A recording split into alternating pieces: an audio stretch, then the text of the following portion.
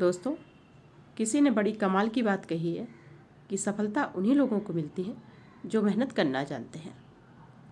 चलिए सफलता पर ही एक कहानी सुनाते हैं। पुराने समय की बात है। एक पिता अपने 4 आलसी बेटों की वजह से बहुत दुखी रहता था। उसके बेटे कोई भी काम करना नहीं चाहते थे।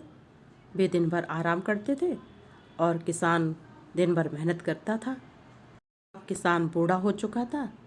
एक दिन उसने अपने बच्चों से कहा, मेरा अंतिम समय आ चुका है। तुम चारों के लिए एक खेत में खजाना रखा है।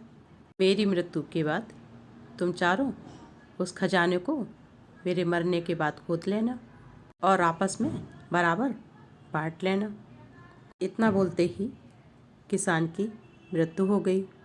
चारों बेटों ने खजाना खोदने के लिए खेत खोदना शुरू कर दिया। कुछ ही दिनों में चारों बेटों ने मिलकर पूरा खेत खोद डाला। इस काम को करने के लिए उन्होंने बहुत मेहनत की। दिन रात एक कर दिए, लेकिन पूरा खेत खोदने के बाद भी उन्हें कोई खजाना नहीं मिला। इससे वो नाराज़ हो गए। तभी उसके पास गांव का एक सरपंच आया।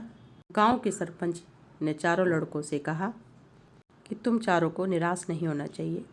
तुमने खेत तो खोद ही डाला है, अब इस खेत में पानी भी छोड़ दो।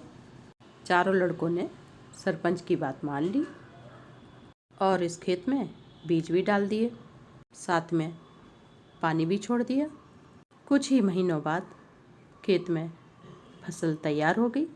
किसान के चारों बेटे फसल देखकर बहुत खुश हुए।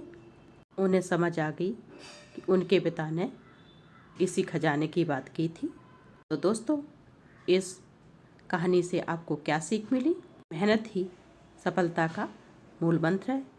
जो लोग कड़ी मेहनत करते हैं उन्हें एक दिन सफलता ज़रूर मिलती है। तो दोस्तों, आलस को त्याग दें और मेहनत पर हमेशा फोकस रखना चाहिए। तो देखना, एक दिन आपको ज़रूर ही सफलता मिलेगी। तो चलिए नेक्स्ट कहानी में फिर मिलेंगे।